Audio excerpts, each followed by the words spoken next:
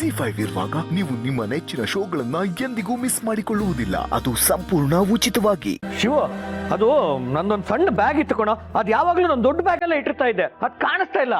ಅಯ್ಯ, ಸಣ್ಣ ಬ್ಯಾಗ ಅಲ್ಲೇ ಎಲ್ಲೋ ಇರುತ್ತೆ, ಅದಕ್ಕೆ ಯಾಕೆ ಇಷ್ಟೊಂದು ತಲೆ ಕೆಡಿಸ್ಕೊಳ್ತಾ ಇದ್ದೀರಾ? ಏನೋ ಶಿವ, ಇದು ಇಷ್ಟೊಂದು ಕೇವಲವಾಗಿ ಮಾತಾಡ್ತಾ ಇದ್ಯಾ? ಆ ಸಣ್ಣ ಬ್ಯಾಗ್ ಅಲ್ಲಿ ನಾನು ಯಾವಾಗ್ಲೂ ದುಡ್ಡು ಇಟ್ಟಿರ್ತಾ ಇದ್ದೆ. ಆ ದುಡ್ಡನ್ನ ಅವಾಗ ಹೋಗಿ ನೋಡ್ತಾ ಇದ್ರೆ ನನ್ನ ಮನ್ಸಿಗೆ ಸಮಾಧಾನನೇ ಇರಲ್ಲ ನೋಡು. ಚಿಕ್ಕಪ್ಪ, ಟೆನ್ಷನ್ ಮಾಡ್ಕೋಬಿಡಿ. ನಮ್ಮ ಮನೇಲಿ ಯಾರು ತಗೊಳಲ್ಲ. ನಾನು ಫ್ರೆಶ್ ಆಗಿ ಬರ್ತೀನಿ, ಆಮೇಲೆ ನಾನೇ ಹೊಡ್ಕೊಡ್ತೀನಿ. ಓಕೆ? ಏ ಶಿವು, ಅಲ್ಲ ನಾನು ಹಣದ ಬ್ಯಾಗ್ ಕಾಣಿಸ್ತಾ ಇಲ್ಲ ಅಂತ ನಾನು ಟೆನ್ಷನ್ ಅಲ್ಲಿ ಇದ್ರೆ ಎಷ್ಟು ಸುಲಭವಾಗಿ ಹುಡುಕೊಡ್ತೀನಿ ಅಂತ ಹೇಳ್ತೀಯಲ್ಲ. ನನ್ನ ಹಣದ ಬ್ಯಾಗ್ ನೀನೇ ತಗೊಂಡಿರ್ಬೇಕು.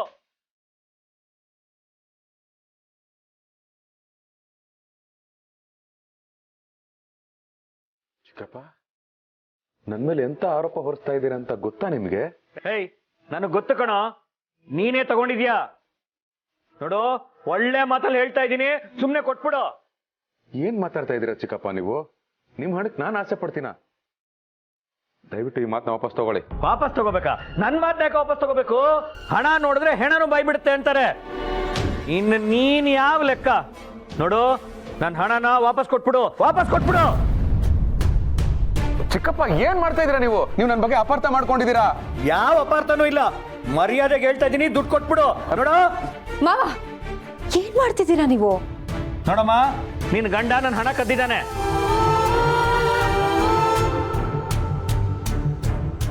ಲೋ ಕಾಶಿ, ನೀನ್ ಪೊಲೀಸ್ ತಾನೆ?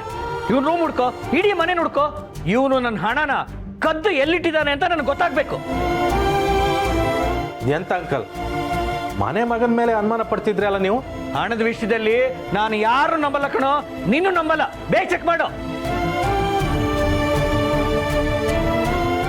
ಓಹೋ, ಕಂಪ್ಲೇಂಟ್ ಕೊಟ್ರೇನೆ ಚೆಕ್ ಮಾಡ್ತೀನಿ ಅನ್ನೋದಾದ್ರೆ ನಾನು ಅದಕ್ಕೂ ರೆಡಿ. ನಮ್ ಜೀವ ಹೋದ್ರು ನಾವು ನಮ್ ಭಾವನ ಮೇಲೆ ಅನುಮಾನ ಪಡಲ್ಲ. ನಮ್ ಯಜಮಾನ್ರು ಕೆಲ್ಸಕ್ಕೆ ರಾಜೀನಾಮೆ ಕೊಟ್ರು ಪರವಾಗಿಲ್ಲ. ನಮ್ಮ ಅಕ್ಕ ಭಾವನ ಬಗ್ಗೆ ನಾವು ತಪ್ಪು ತಿಳ್ಕೊಳಲ್ಲ. ಸರಿಯಾಗಿ ಹೇಳ್ದೆ ಗೌರಿ. ಓಹೋ, ನೀನು ಇವ್ರ ಪಕ್ಷ ಸೇರ್ಕೊಂಡ್ಬಿಟ್ಯಾ? ಹೇಯ್, ಊರಿಗೆಲ್ಲ ನೀನೊಬ್ನೇ ಪೊಲೀಸ್ ಅಲ್ಲ, ನನಗೂ ಪೊಲೀಸ್ ಸ್ಟೇಷನ್ ದಾರಿ ಗೊತ್ತಿದೆ. ನಡಿಯ ಪೊಲೀಸ್ ಸ್ಟೇಷನ್ಗೆ. ಮಾವ, ಬಿಡಿ ಅವ್ರ ಕೈನ. ನಿಮ್ಗೆ ಹೇಳ್ತಿರೋದು ಬಿಡಿ ಅವ್ರ ಕೈನ. ಸ್ನಾನಕ್ಕೆ ಹೋಗ್ತಾ ಇದ್ದೀನಿ, ಈ ಬ್ಯಾಗಲ್ಲಿ ದುಡ್ಡಿದೆ, ಹುಷಾರಾಗಿ ಎತ್ತಿಡಮ್ಮ ಅಂತ ನೀವೇ ತಾನೇ ಆ ಬ್ಯಾಗ್ ನನ್ನ ಕೈಲಿ ಕೊಟ್ಟಿದ್ದು. ಈಗ ಅದನ್ನ ಮರೆತು ನನ್ನ ಗಂಡನ ಮೇಲೆ ಅನ್ಯಾಯವಾಗ ಅಪವಾದ ಹೊರಿಸ್ತಾ ಇದ್ದೀರಾ.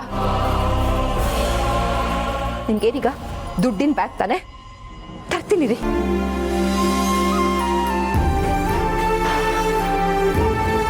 ಇದೆ ತಾನೆ? ಬ್ಯಾಗ್ ಏನೋ ಸಿಕ್ತು, ಆದ್ರೆ ಇದರಲ್ಲಿ ಇದ್ದಿದ್ದ ಹಣ ಹಾಗೆ ಇದೆ, ನೋಡ್ಬಿಡ್ತೀನಿ.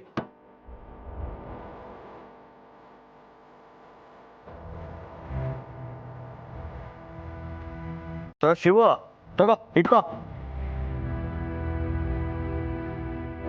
ಇದೇನು ಚಿಕ್ಕಪ್ಪ?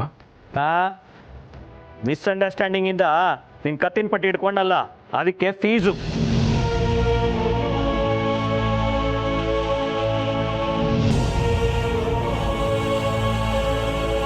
ಅಂಕಲ್, ಮನುಷ್ಯನ ಭಾವನೆಗೆ ಬೆಲೆ ಎಂಬುದೇ ಇಲ್ಲ ನಿಮ್ಗೆ?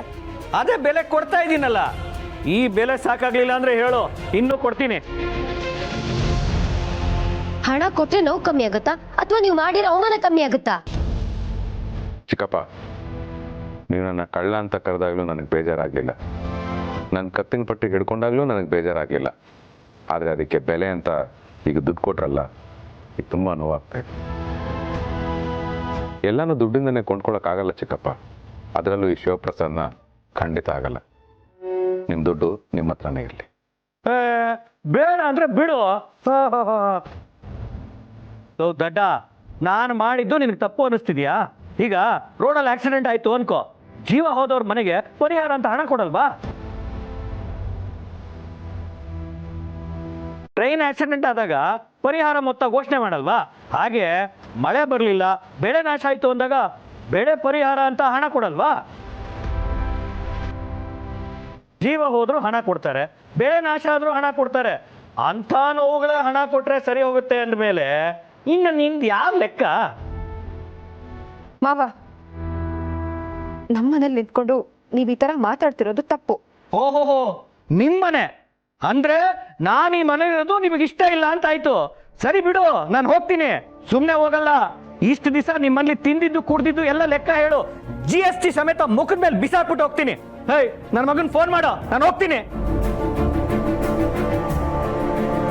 ಗಿರ್ಜಮ್ಮ, ನಾನು ಇದುವರೆಗೂ ಜೀವಮಾನದಲ್ಲಿ ಇಂಥ ಕ್ಯಾರೆಕ್ಟರ್ನ ಕಾಣಲೇ ಇಲ್ಲ ಮ್ಯಾಮ್.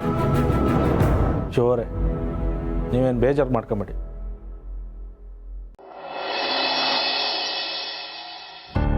ಅಣ್ಣ, ಅವ್ರಿಗೆ ದುಡ್ಡೇ ದೊಡ್ಡದು. ZEE5 ಆಪ್ ಡೌನ್ಲೋಡ್ ಮಾಡಿ ಎಲ್ಲಾ ಸಂಚಿಕೆಗಳನ್ನು ಸಂಪೂರ್ಣ ಉಚಿತವಾಗಿ ನೋಡಿ.